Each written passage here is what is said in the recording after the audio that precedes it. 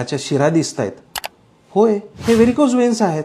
ह्या व्हेरिकोज वेन्सला वेळीत लक्ष देणं गरजेचं आहे. हा व्हेरिकोज वेन्स हा आपल्या रक्तवाहिनीला झालेला आजार आहे.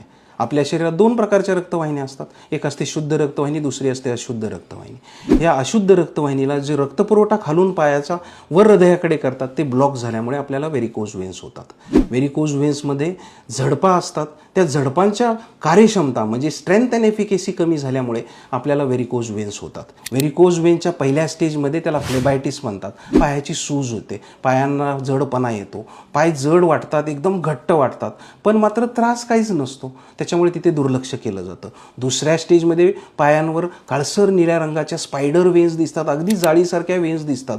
तिथेही स्त्रिया दुर्लक्ष करतात.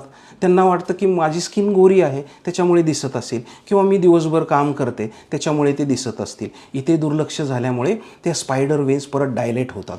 डायलेटेशन स्टेज चालू होते. डायलेटेशन स्टेज म्हणजे अगदी गाठरल्यासारख्या मोठ्या शिरा आपल्या पायावर दिसायला चालू होतात. मग मात्र थोडेसे पेन्स यायला चालू होतात, थोडा दुखावा चालू होतो. थोडा दुखावा चालू झाला की मग पायांमध्ये थोड्या वेदना होतात. मग नॉर्मल पद्धतीचं औषध उपचार करून त्याला कंट्रोल केलं जातं. मग ही स्टेज परत पुढं सरकते आणि व्हेरिकोज एक्झिमा म्हणजे पाय काळा पडायला चालू होतो, पायांवर ठिपके यायला चालू होतात.